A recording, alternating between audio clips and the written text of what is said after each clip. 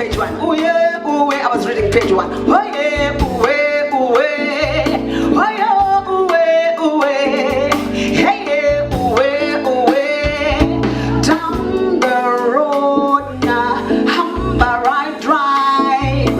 The traffic light turns red before I cross over. He runs to my window and gets to me before I pull it up. He says, I'm hungry, it's been days since I had anything to eat. In fact, you should call me mama, he's young enough to be my own child. So I give him a bun and I drive home. I think about the rest of the children. The fight goes on. We can't win the fight if we don't care.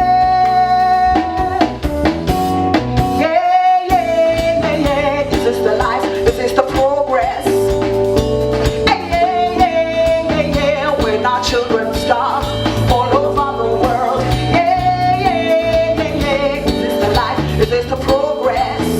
Yeah, yeah, yeah, yeah, yeah. No hunger we can achieve. Yeah, yeah, yeah, yeah. Is this the life? Is this the progress? Down the road I keep driving along. See, problem solved today. What about tomorrow? Like this before we stop this shame. I say, if you and I come together as one, feed one child at a time, then we can have less of these hungry children roaming the street. So give him a bun, don't just rival. Think about the rest of the children. The fight goes on. We can't win the fight if we don't.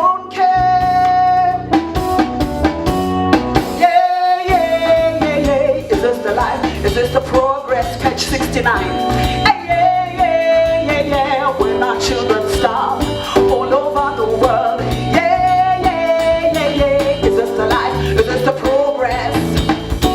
Hey, yeah, yeah, yeah, yeah. No hunger we can achieve. Yeah, yeah, yeah, yeah. Is this the life? Is this the progress? Hey, yeah, yeah, yeah, yeah. When our children starve all over the world.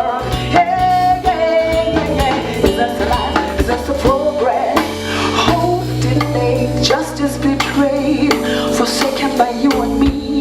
They look up to us to take responsibility. Aren't we ashamed? Please clap hands for the singer. Thank you so much, ma'am. Thank you so much. So that was the time that I got to page 70 of the document, and that's the end of the song. 5 minutes, downgrading 70 pages to 5 minutes of song.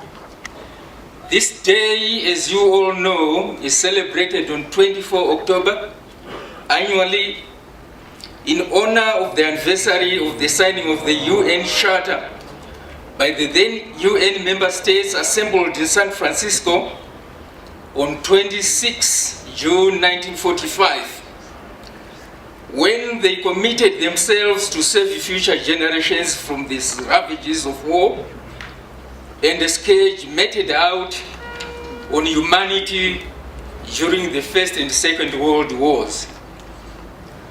We are here, therefore, to show and express our solidarity with the UN body politic on this very important occasion. When I was browsing through the 111 articles of the founding charter, I noted that the term human rights had been mentioned not less than 7 times, making the promotion and the protection of human rights one of the key purposes and the guiding principles of the United Nations, and positioning the Charter as the precursor of the 1948 Universal Declaration of Human Rights, which brought human rights into the realm of international law. Since then, the United Nations has worked diligently, to my knowledge, to promote and protect human rights through a multiplicity of legal instruments and practical ground activities, some of which have just been enumerated by the resident coordinator, Ms. Parajuli.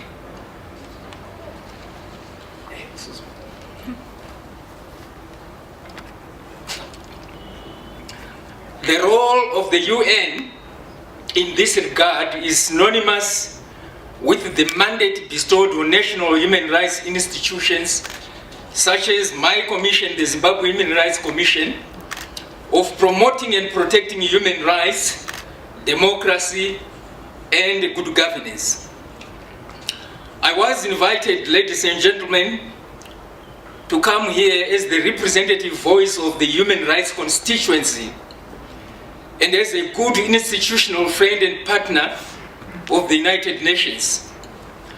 My voice, firstly, is that of gratitude and appreciation for the technical and financial support the UN, through the UNDP here in particular, and other agencies has rendered and continues to render to the 5 independent commissions supporting democracy in Zimbabwe, as provided for in Chapter 12 of the Constitution. And these are the Zimbabwe Human Rights Commission, the Zimbabwe Electoral Commission, the Zimbabwe Gender Commission, the Zimbabwe Media Commission, and the National Peace and Reconciliation Commission. Secondly, I would want you all to know that the successful promotion and protection of human rights takes all of us here to tango. It is not, and I want to emphasize, it is not a one-man or one institution band. On behalf of the Zimbabwe Human Rights Commission, let me pay tribute to the immense contribution of the United Nations through the United Nations Development Program towards the capacitation of the Commission through institutional support under the Zimbabwe United Nations Development Assistance Framework, ZUNDAF 1 and 2. Although the government of Zimbabwe has over the years progressively increased budget allocation and financial disbursements to the Zimbabwe Human Rights Commission, the initial stages of establishment were, due to the country's economic meltdown, bereft of resources to support immediate operationalization of the Commission. There was no secretariat to implement activities, and very few other donors were willing to put their money into the project at that time.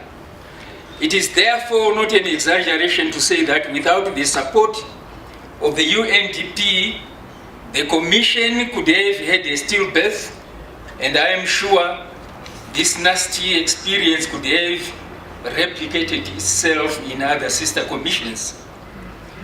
As you all know, ladies and gentlemen, the work of the Zimbabwe Human Rights Commission had no precedent when it was established in 2010. There was no precedent in the country because it was the first such institution. Precedent that the Commission could build on or borrow from. The UNDP supported the exchange of experiences and the best practices through funding of visits by commissioners to other regional commissions, such as the Kenyan and South African commissions, and attendance at international human rights conferences to bring the commissioners up to speed on the role and mandate of national human rights institutions, and perhaps more particularly and importantly, to give them the confidence to provide leadership in shaping the Zimbabwe Human Rights Commission that you know today.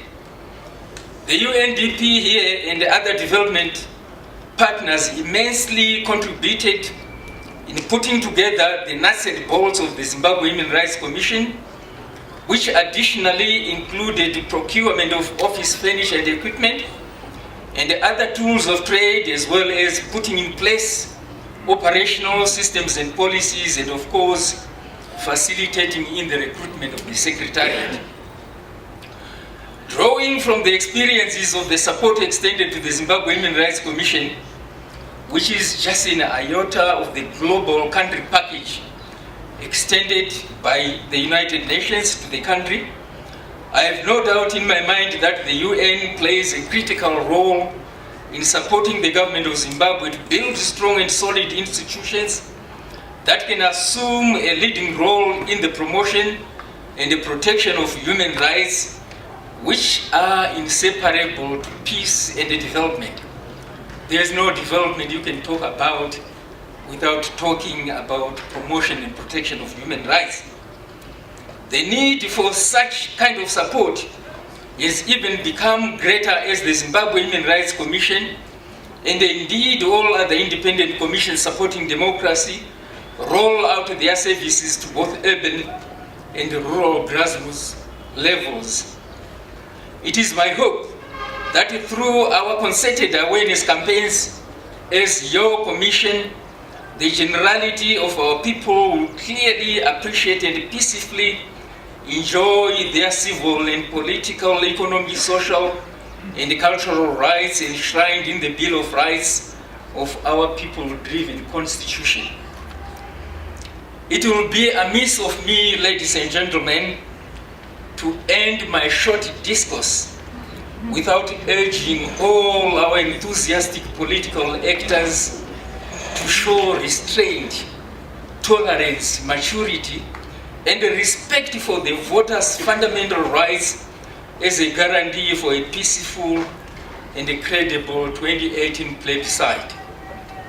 Finally, ladies and gentlemen, in extending our heartfelt gratitude for the support given to date, as already acknowledged, I would still courageously, Mr. Bishop, exhort the UN to upscale the development initiative it is implementing in Zimbabwe, including support to the Zimbabwe Human Rights Commission and sister commissions to fulfill their onerous various mandates and to ensure that sustainable development is guided by the Sustainable Development Goals, SDGs 2016-2030, becomes achievable and of benefit to the people of this country. I thank you. Senior government officials here present, distinguished guests, ladies and gentlemen. This is my first local engagement outside the takeover first week and the relocation that seized me, and thereafter we had to do a trip to Uruguay that many of you by now would know about. So I couldn't find any better place or time and symbolic occasion such as this one, the United Nations Day, Bishop, to mark my entry into statecraft. Thank you very much for inviting me.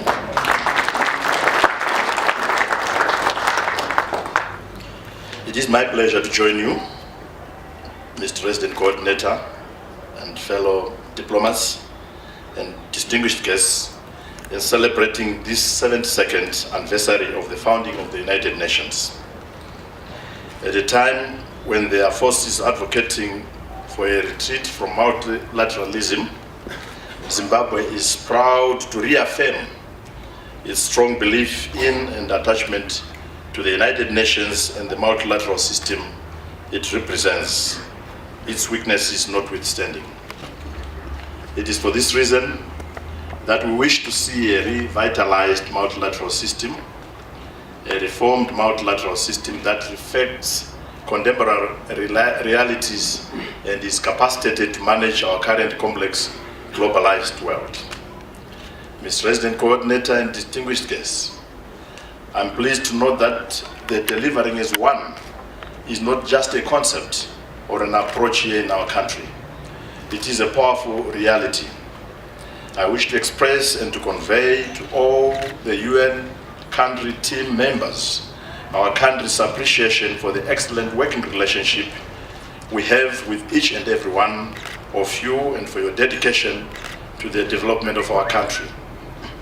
These excellent relations of cooperation and collaboration between the government and the United Nations country team have enabled us together to deliver humanitarian assistance to our people during the last round of emergencies. It has also enabled us to put in place the necessary pillars for the long-term development of our country. I have in mind, for instance, the country's strategic plans adopted by the World Food Programme or by UNICEF, to mention only but two. Mr. Resident Coordinator, the Zimbabwe United Nations Development Assistance Framework, ZUNDAF, 2016 to 2020, eloquently conveys our close and shared objectives.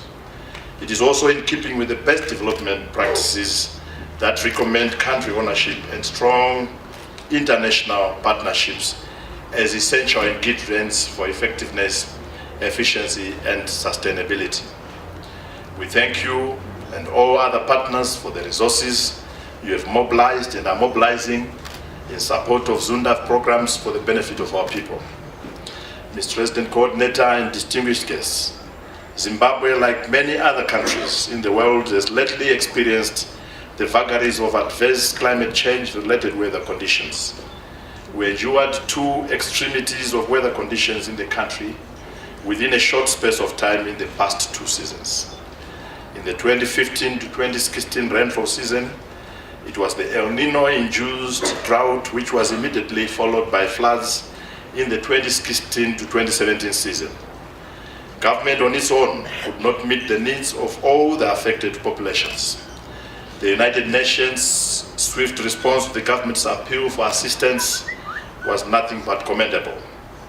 Distinguished guests, allow me to express the government's gratitude for the timeless humanitarian aid provided by the United Nations, the donor community, and other friendly countries in response to appeals for support in dealing with the emergencies. Mr. Resident Coordinator and distinguished guests, I wish to note that out of that adversity, we have gained considerable experience of working together and realized the value of greater coordination amongst us. In that context, we've decided to establish a multi-stakeholder development cooperation forum to further enhance our coordination through regular exchanges. Slightly over a fortnight ago, we held the first meeting under the umbrella of this forum, which brings together the government, civil society, international cooperating partners, and other actors. We intend to utilize this forum in order to ensure inclusiveness in our development processes, including in the implementation of sustainable development goals. Before I conclude, let me just signal the policy thrust in our foreign relations going forward into the future. It will be marked, first and foremost, by my own deployment in this sector, which in itself is very symbolic of the regeneration of our government. I'm arguably the youngest foreign minister ever to be deployed in this portfolio. And in itself, it is a signal from the President on how we are going to engage together. I also intend, going forward, to pursue a thrust on rapprochement. We need to get back together with many of our friends that have gone away. I also intend, going forward, to open new frontiers of friendship with countries, member countries under your ambit, the United Nations. And if the Uruguay trip was not anything to you, it meant basically the marking of opening of relations and new frontiers of friendship between Zimbabwe and the countries that we are identifying. But even more importantly, I will follow a very robust thrust on commercial diplomacy, on economic diplomacy. We need to convert our political relations now into economics so that we can uplift the lives of our people. So that, of course, added to my desire to continue to keep old friendships, the flame burning around old friendships, and we have many of them. They are manifest in this room. And my presence today, which ordinarily would have been delegated to a diplomat in the ministry, is in itself symbolic of the engagement that I seek going forward into the future. I did a bit of assessment of whether it was worthy to be here in the morning, and I can assure you that being here in itself marks what is going to happen with all your countries. We see you as equal partners, and I will strive as much as possible to present myself even on your national days whenever I have the time. I will come myself personally so that we can begin to really engage and reconnect my country to your countries, and we move the agenda of diplomacy going forward into the future. I wish, in conclusion, to wish the United Nations every success going forward. Happy UN Day. I thank you. For these and other stories, visit our website www.263chat.com. Follow us on Twitter @263chat and like our Facebook page 263chat.